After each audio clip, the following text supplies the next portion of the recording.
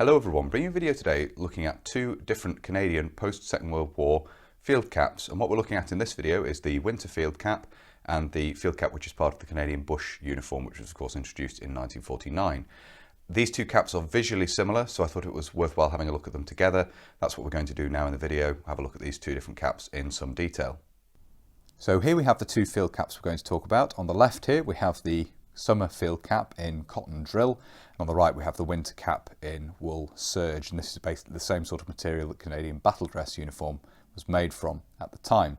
The time period we're talking about here is around 1949. I believe that's when these caps were introduced, around that time, right the way through into the 1960s, when of course the Canadian combat uniform with its associated cap came into use. There are some photographs, I've seen some photographs of early issue Canadian combat uniform showing the winter field cap still in use with that uniform, and I would presume that the summer field cap was in use until around that time as well. But if anyone can clarify those points, I'd be interested to know. We'll talk about the summer field cap in more detail first of all, and I want to say a big thank you to Corey Wallen. I hope I'm pronouncing your second name correctly there, for sending me this. I did have an example of one of these, but it was in very poor condition. So this is a much nicer example, and Corey very kindly gifted me this example. So we'll talk about this in more detail first of all. It has more features, I guess you could say, than the winter cap in some respects. You can see outwardly we have a stitched peak here, the outward details, plastron at the front here, which you could attach a cap badge to. This has had a cap badge attached at some point. This of course means you don't actually end up putting a badge through the crown of the cap itself. You have this piece of cloth at the front here to attach a badge onto, which also gives a rather distinctive look to the front of this cap, as you can see there. Around the side you can see how we have a row of stitching coming up here to form the top of the crown. Ventilation eyelets, many of them, all the way around the top of the crown there.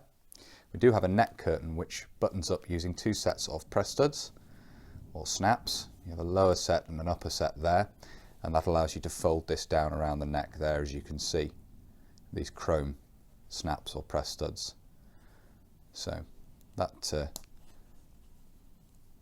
allows the neck curtain to be unfastened and pulled down around the neck to protect it. You can see you do have a set of those on the other side. I won't unfasten those as well. You get the idea of how that works from having unfastened the other side. Inside we have the designation for this, the official designation of the manufacturer at the top there, Lewis Limited. And your designation here is Cap Field Summer Cotton OD7, which of course is the colour, and you can see the date there of October 1958, and the size 7, an inspection stamp beneath that. You can see the construction inside here as well, how the seam around the top is reinforced with tape. The manufacturing quality is really very good, and then you actually have Made in Canada stamped underneath the peak there, as you can see. And inside as well you do have this sweatband here, cotton sweatband, stitched in around there. So relatively complex design really, certainly in terms of having the neck curtain and so forth, and this plastron at the front to attach the badge, just an interesting feature of this and makes it quite distinctive in terms of looks. So that's the summer field cap. The winter cap, which we have here, is visually externally quite similar. You have a mock neck curtain here stitched in place to give a similar sort of look. Obviously that plastron at the front here to attach the cap badge to. In this case we have a cap badge of the Royal Canadian Regiment. You can see there. We do have a chin strap in this instance, which you don't have on the summer cap, a leather chin strap, which you can see there. And this is secured with small Canada buttons. If I can bring this into focus here, you can hopefully see the design Canada at the top there, and then you have the crown wreath and the maple leaf there, and these are bronzed, as you can see. You can also see a close-up of the weave of the material there as well, showing the weave of the serge material. Inside there is a lined ear and neck flap, which is obviously designed rather than keeping the sun off you, which is the case with the summer field cap. This is of course supposed to keep the neck and the ears warm. That folds out all the way around. The cap itself is lined with this softer felt material, as you can see there. And the top is plastic lined to give some waterproofing. And you can see here the manufacturer's label stitched into the top of the crown, Buffalo Cap Company Limited, Cap Peaked Winter This particular example dated 1954 and the size of 7 1/4. If I move the chin strap out of the way, you actually have another size label here, 7 1/4, which is just tucked up and hidden by the chin strap when this is worn. This of course means that when you have these, I guess, stacked in stores, you can more easily check the sizing without having to lift the cap up and look inside. It's a semi-stiff peak, as is really the case with this as well, that the peak is not entirely soft, it's somewhat stiffened. Unfortunately this side here is broken, so I'd like to get another example of these with the peak intact. This one is seen a bit of service, I think, and as a result of that the peak has been slightly damaged. But it's nevertheless a relatively nice example of one of these winter caps. So that's an example of these two caps. You can see why I wanted to look at these together.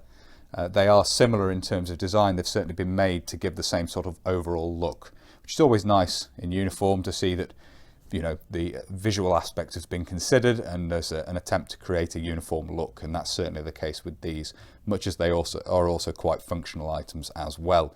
And there's one other thing I want to mention here as well, which is another item Corey sent me, and this is what's believed to be a stiffener for the cap, and it's a metal framework. It folds down when you don't need it, but this folds out and can be inserted into the cap so as to stiffen the crown and give it a more rigid appearance, which I will try and demonstrate now. A little difficult doing this looking through the camera, but I will do my best. So fold this up a bit here so that it fits inside. There we are. And it can be tucked inside the sweatband, of course, for a little bit of extra comfort. Not that it's particularly comfortable having this inside the cap, but it gives a much more stiffened look to the cap, as you can see from the outside. And I understand this was the intention with this, and thank you to Corey for including this as well. This metal stiffener intended for use with the summer field cap. So that was included in what Corey sent me. If anyone has any further information on the use of these, I'd be interested to know. It wouldn't surprise me certainly to smarten these things up. That certainly happened with the US combat cap. You see the Ridgeway cap, the stiffened version of that. Combat uniform often does get smartened up in peacetime, and I wouldn't be surprised if that was the case with these, and this is certainly an interesting contraption for doing that. So as I say, we have that there, this cap stiffener, just to mention as part of the video as well. So not a particularly long video there, but nevertheless I hope it's been interesting looking at these two designs of cap. Very happy to have these in the collection, two interesting developments in post-war Canadian uniform, and as said, used from the very late 1940s when introduced around 1949 all the way through to the 1960s. There are some photographs out there of these being used with the earliest versions of Canadian combat uniform. So as I say, I do hope you found this interesting. If you have and you'd like to see more from the channel, please do consider subscribing if you haven't already. And whether you're newly subscribing or you've previously subscribed, please do make sure you hit the little bell, the notification button down below. That will of course alert you when I upload future videos. If you really like my uploads and you would like to support the channel, you can. Both Patreon and PayPal are linked down below. And as ever, a massive thank you to everybody who supports the channel using those two methods. It's greatly appreciated, as I always say. Thank you all very much indeed. If you'd like to follow the channel on social media, you can. Facebook, Instagram and Twitter are all linked down below. And if you'd like to get in touch but you don't really use social media, there is of course an email address in the description as well. That's everything for this video. So until next time, bye for now.